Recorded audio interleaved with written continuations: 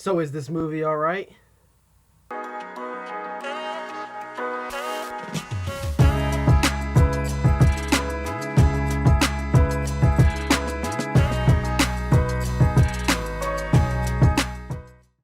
Hey YouTube, this is JJ Reviews here. Today we're reviewing the infamous Snyder Cut. So there's a few things we need to get off my chest, and that is an apology to Zack Snyder for how the studio basically mishandled and botched the entire mess. They treated him like garbage. They ended up, with the reports and theories of him getting fired, and then they use his daughter as an excuse. Honestly, it's just a theory, but it wouldn't surprise me really with this studio. The fact that they release a movie that really isn't his vision and they slapped his name on it anyway, and it's mind-boggling, and I just want to apologize to Zack Snyder first and foremost. Now, who do we blame for this debacle with the Justice League? And first I was going to say, it's all the studio's fault, but I think it has to be 50-50 split with Joss Whedon and Warner Brothers, because honestly, Joss Whedon, he was the one that wrote part of the theatrical cut, and it's just, some of it's mind-boggling. He really did a bad job. He botched a whole bunch of characters, including the Flash and Cyborg, which we'll get into very, very, very big detail. It's just, it doesn't make any sense whatsoever.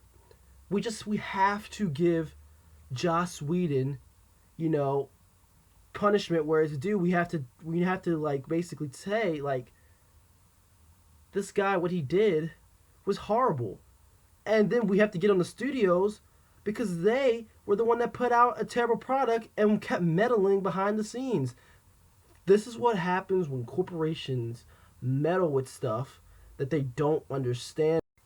And so with the Snyder Cut and how it came to be, we have to go back into BVS. So there was this Ultimate Edition.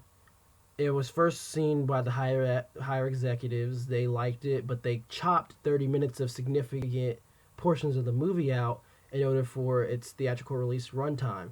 It didn't get good praises from the fans, but when they released the Ultimate Edition onto DVD, it got good praises. However, a whole bunch of stuff started to trickle down, and it got really bad. Starters, what ended up happening is they didn't like what Snyder was doing.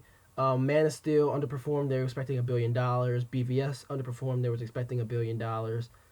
And so they wanted to get rid of Snyder and his vision, even though he had the 4-hour cut completed. So what happens is they decide to fire Snyder, hire Whedon. Whedon chops up the film, slashes it to 2 hours off of the Warner Brothers mandate, and then he adds his own flavor to it and takes out significant portions of the Snyder Cut. And then that's what we're left with, that monstrosity known as the theatrical cut of Justice League in 2017. Snyder Cut it's a way better movie than the theatrical cut by a long shot. There's a lot of pros, but there's also some cons that I want to get into it and get into discussion. I think that this movie is very good. It should have been released in the first place, but I can't say it's a masterpiece, but it's a masterpiece compared to the theatrical cut, because the theatrical cut was so bad and so garbage. Like, honestly, the bar was set so low from the theatrical cut that there was no way that this Snyder cut could have been garbage. Or pros for this movie is that, like, our characters are fully fleshed out. The ones that, like, suffer the most in the theatrical cut is Cyborg and Flash, but now their arcs are fully fleshed out. Steppenwolf is a more fleshed out villain. He's not just, mother, I need mother. We see that his motivations are there. He's trying to get back into the family with Darkseid in them, and he's basically trying to impress them and things of that nature. So it all goes full and full. And also at the same time, they're also building for a sequel. We see that Darkseid has an overarching presence of the movie. He's not like stealing the show in a way, because it's still that Steppenwolf is the villain. It's kind of gotten that MCU Marvel type flavor with it, where Thanos is the overwhelming arcing threat, but Steppenwolf is still the villain, just like Loki is still the villain. things of that nature. There's some cons with it. I think that you could have trimmed 20 to 30 minutes of it and it still would have been fine per se. It's very, very long, so it could also deflect casuals from wanting to go see this. And I usually like slow mo, but there's some unnecessary slow mos within the Snyder Cut, and it's just like, Zack, you're overdoing, the slow mo a bit, especially with like Aquaman. It's like we don't really need to do slow mo with Aquaman. We can just stick to like slow mo being like Flash's cool thing because he's so fast and all that. So I think that's like the biggest cons of the movie and the beginning of this movie. And what's so different is that the theatrical cut and the Snyder Cut are very, very different. With the Snyder Cut, it feels like a direct sequel. It feels like a direct continuation, starting off with the death of Superman and how his crying and his screams led to the mother box being activated. Whereas in the theatrical cut, it's this weird like post with the children posing with Superman, like, "Hey Superman, what do you like about the Earth?" And he's just like, "Ah, yes, justice and peace." And it's so cheesy, and it doesn't fit the tone that the Snyderverse has set in stone. It's so infuriating and it's so dumb and it's very jarring and out of place. It just honestly feels like that the theatrical cut is not a direct continuation of BVS whatsoever, and it makes the BVS movie not hold any weight. And what's the next is with the theatrical cut, it cuts right into Batman, scaring this criminal in order for the parademons to show up, and it's not explained at all. It's just saying, "Oh, they breed on fear," and then he attacks the parademon. The parademon ends up exploding, and it shows pictures of the mother box, and he's like, "Huh, these boxes are important. I guess I gotta figure these out. I'll also assembling a team." And it's so weird and it's so jarring, and it's really, really that like the theatrical cut is just like rushing through a lot of things, and they're not giving any context, and it's not like building up the world that's established. It's so out of place. The Snyder cut, what they do really well is that Batman's visions are still being overplayed, and it's starting to be shown that, hey, Batman's vision is coming to fruition. He feels like there is a looming arcing threat that's showing up. And remember, he's gotten his visions even in BVS. So it ties back in to BVS, and therefore it's upholding BVS. It's like lifting up BVS while also lifting up this movie. I don't understand why in the theatrical cut Whedon and then would cut this out. It's just I don't understand. It makes no sense. I want to understand what they're trying or to do, but it just doesn't make any sense to me. Then this leads to Batman looking for the Aquaman. What's different is in the theatrical cut, he's scrambling a team right from the get-go. He already knows that there's a threat going on. He needs to find the League members right now. And the Snyder cut, he's still trying to build a team because remember when he talked to Diana at the end of the movie, he's like, "We need to build a team. Everything. We have to have a team. We need to prepare for the looming threat." He still doesn't know that the threat is here yet, and that's more compelling. It fleshes out the movie more, and it's not feeling like it's rushed. There's also less fish jokes because the fish jokes are really bad. In the end, the same thing happens. Aquaman's still like, "Nah, no, thank you. I'm just gonna mind my own business."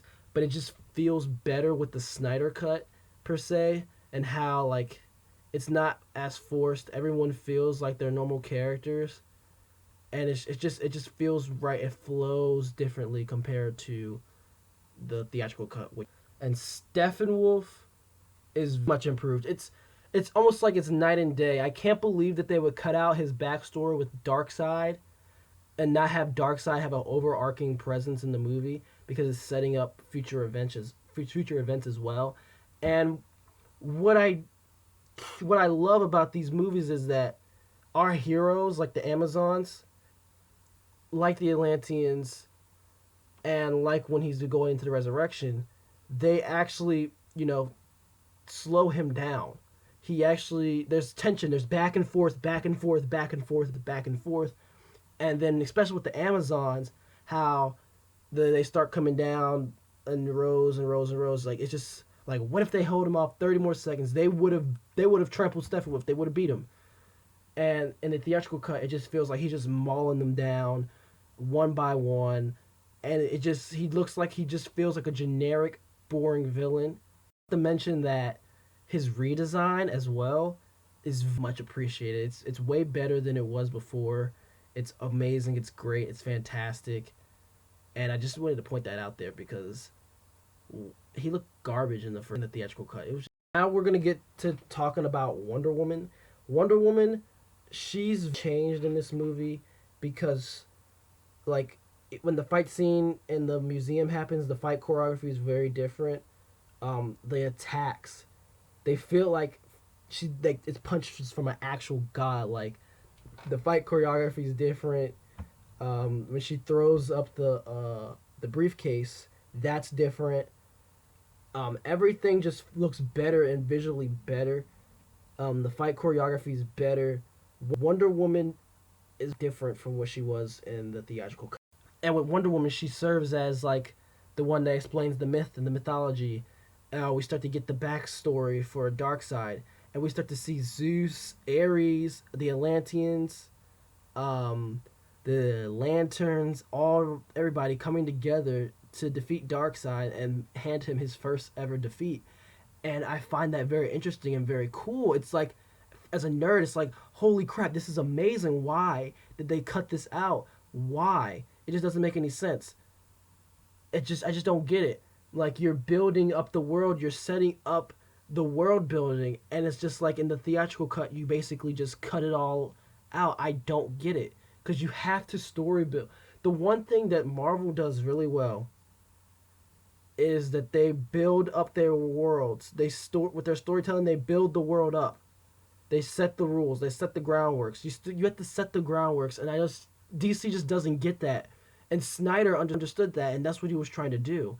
And I just don't understand the disconnect there, or why they would cut it from the movie. It just makes no sense. With Aquaman, it flows better.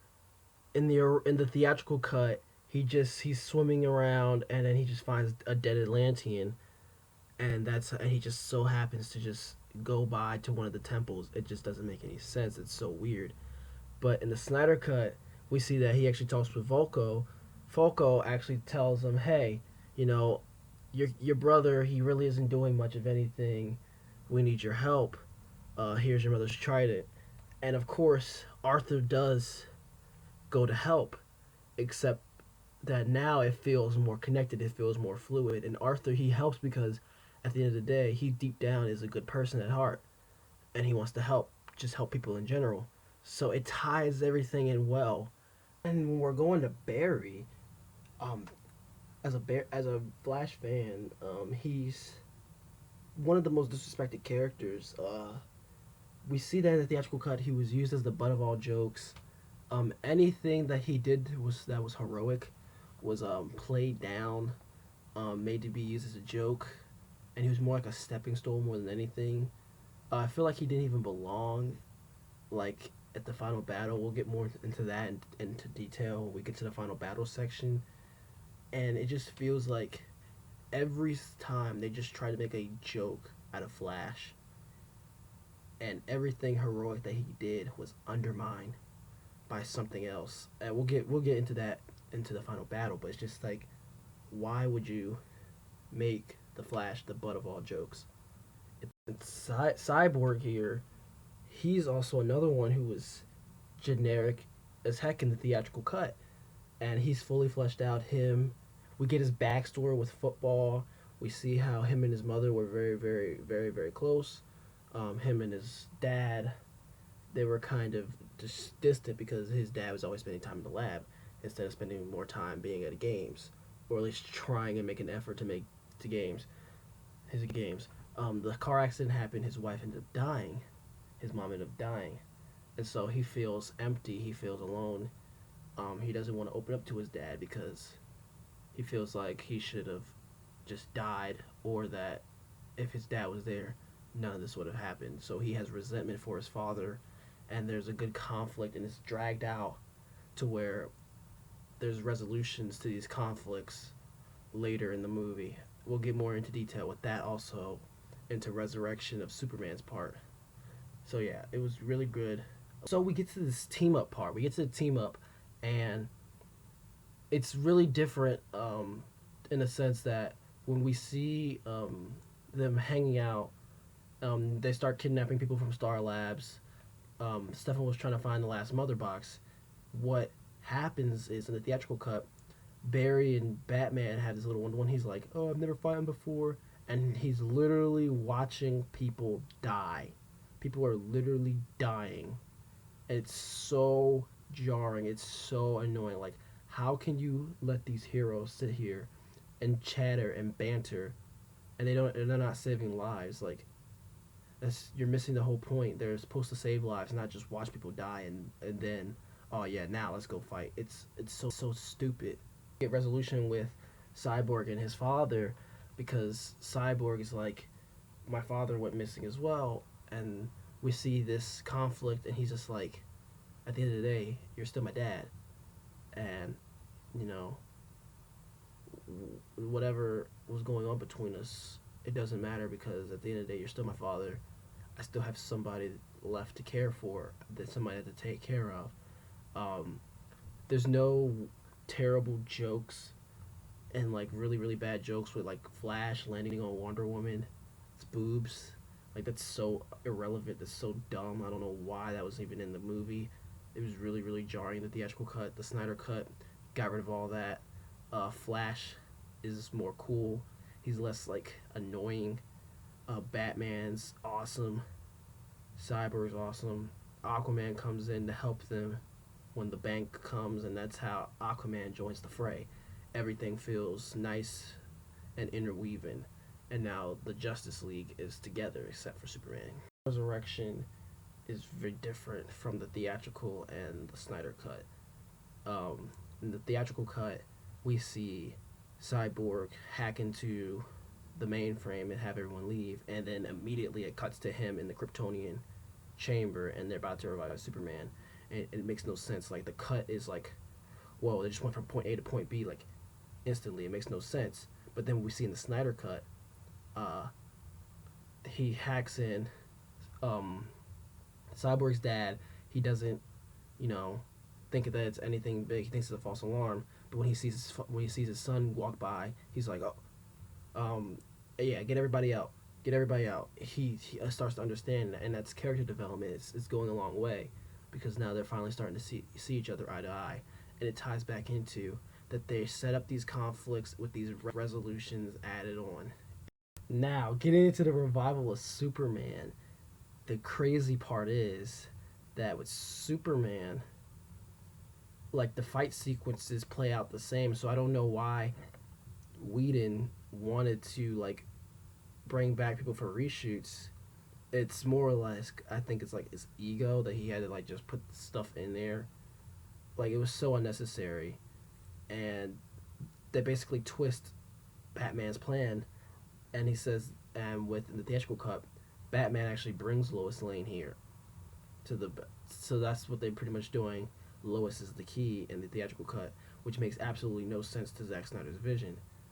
However, get to the Snyder cut, we actually see that Lois every day is going to this monument as part of her grieving process. So it makes more sense, and it feels more whole. It feels more complete. And it's really weird how Lois would be part of the plan when we know that Snyder's vision was, we're doing the Injustice storyline. So it doesn't add up, and it feels natural. Like, you know, Lois Lane, she's literally down. Then they're also hinting at her being pregnant in the movie. It's insane. Like, they set up a lot of story, and there's payoff with it. Like, it feels natural that she's grieving and she's going to his monument every single day. That feels natural, instead of, oh, I just came up with a contingencies plan because I'm Batman. You know what I'm saying? It's so weird, and it flows well. The meat of the video, the meat of everything, it is the final battle. The final battle, it's grand, and it's actually really, really, really awesome that it's grand and awesome and epic, because everybody in this movie feels like they matter. Like in the theatrical cut, Flash and Cyborg felt like they really didn't matter, especially Flash. Flash literally helped the Russian family. The Russian family is completely cut out of this movie. Thank God. It's literally annoying and literally pathetic that they were even in this movie. It makes no sense, literally, for Flash humor. And what makes it even worse is when Flash saves these Russian families, we literally post a Superman carrying a hotel of people. Like, it literally undermines the Flash and literally makes him the butt of all jokes. You see these team ups, like they're, combining their attacks together, which is stuff you see in like the Avengers and even the video games. It's like, oh yeah, I've seen that in the, you know, those video games. So it's really cool, and I think it's also a good thing for nerds, because you know how nerds, we geek out about them combining attacks and everything looking all cool and dandy. So I think that was also a fabulous, fabulous, fabulous touch. Into talking about Flash in the final fight, and it's the best part of the movie. The mother box actually gets completed. Unity happens, and everyone's disintegrating. Flash stops time, and he starts running. He's running, and as he's running, time is literally coming back. You see like everyone's bodies reforming, reshaping as he charges into Cyborg. And as a Flash fan, I want to know, why did you cut this out the movie? Like, it does not make any sense. How can you sit there, you see this 4 hour cut, and decide, we're gonna cut that out. We have to make Flash less heroic. Like, I just don't understand. Flash was literally probably the worst part of the Justice League movie, and now he had the best part of the movie. And then we go to Cyborg, and after he gets shocked, he sees memories of his dad and his mom, who are both dead now, and he felt all alone, and the mother box is preying on that weakness that he feels all alone. And Victor, he finally accepts that I'm not alone. I have gifts. I have a family, and it feels complete. Like, his story arc felt complete. He went from someone who was all alone, shunned, he didn't want to be alive anymore, to someone who feels alive. He has a family, even though he may feel like he was all alone. He has a family now in the Justice League, and that he has a brighter purpose. He has a brighter future ahead of him, and that's the problem. Like, that's how you do storytelling. And in the theatrical cut, Cyborg literally was just a generic giant robot. Everything here felt earned. Everything felt amazing. Batman does stuff. He's able to, secure the perimeter, create distraction. Wonder Woman, Aquaman are able to hold off Steppenwolf, while um, Cyborg has ended up, doing the charge and splitting the boxes, and Flash is running around making the charge. It's great stuff. Everyone has something to do. Everyone feels important. Even when Superman shows up, the Wonder Woman and Aquaman end up laying smackdown on Steppenwolf, and it all feels earned. It's just not like, oh, Superman, come in here, save the day. Oh, yeah, yeah. Oh, Superman just saves us all. We're just getting wrecked. We're getting beat up. Everyone's beating us up. No, Steppenwolf actually now feels vulnerable. They just needed someone to bring them over the edge, and that's Superman. And Superman felt rightly used in this situation. Now, after the Flash, zaps him, boom, everything's good. The portal starts to close. They kill Steppenwolf, and the portal with Darkseid in it. The head of Steppenwolf rolls on it, and then Darkseid's like, he steps on him. He's like, we're gonna do this the old-fashioned way, which sets up a sequel. And it's just like, that's how you make a movie. That's how you tell a story here, but also setting up for future events. And it bothers me how the theatrical cut feels like an entirely different universe of characters because they wanted to go for more jokes and catch up to the MCU. So after the climax, they do a little heroic pose. The pose feels earned now. Everyone feels, they feel like a bond, close family. They feel like a close niche. They're not just randomly. There wasn't randomly fighting just to randomly fight, just to create like unwanted tension. Flash by the end of the movie, he gets his job as a forensic scientist, so he feels like his one foot's in the door, which feels earned. Superman, he's back to normal life. Same with Wonder Woman. Batman by the end sets up the Justice League Hall. That was in the original as well. I mean the theatrical as well. So everything goes smooth sailing from there. These after credit scenes, they're done pretty well. The nightmare sequence is great. Um, did it need to be added? Not really, but it gives us more insight of this futuristic world that it's like that they're basically like colliding with. That's basically like what's gonna happen. And then there's Joker. Joker basically talks about how he killed Robin. I wish we would have got more backstory for that in a solo Batman movie. Uh, Superman is evil, and he's like a pawn of Darkseid, and he shows up at the end, and that's how the nightmare sequence ends. It's a good foil. It's it's kind of like suspenseful. It keeps you excited, so I think it does a good job. This one is Martian Manhunter, and that was great. He was in the movie. He was pretending to be Clark's mom, and it was great. I thought he was gonna come in the final battle, get some hits in, but he didn't. Still fine. But he showed up. He was like, "I want to make a difference" to Bruce, and Bruce was like, "Well, welcome aboard the team." I thought that was a solid introduce to Martian Manhunter, and it was great. So everything was fine. I loved it. Martian Manhunter is also one of my favorite characters, so it's cool to see that he was actually somewhat involved in the movie. It it's helped building up more about the Justice League, and it feels earned. Everything feels earned. Everything feels like a cohesive story. But honestly, finally, to finish this up, I want to thank Zack Snyder and the fans. Um, this couldn't have been possible without you guys. And Zack, um, my condolences for your loss.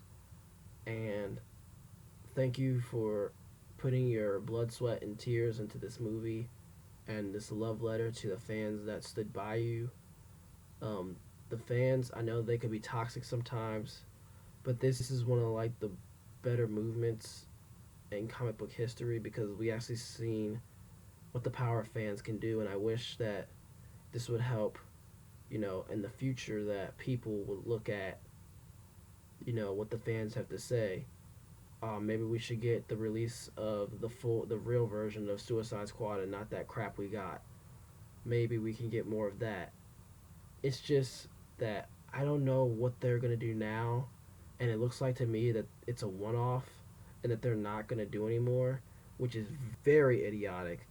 It's ridiculous. It doesn't make any sense. They need to keep continuing with this universe. So I'm hashtag restore the Snyderverse, and I'm out.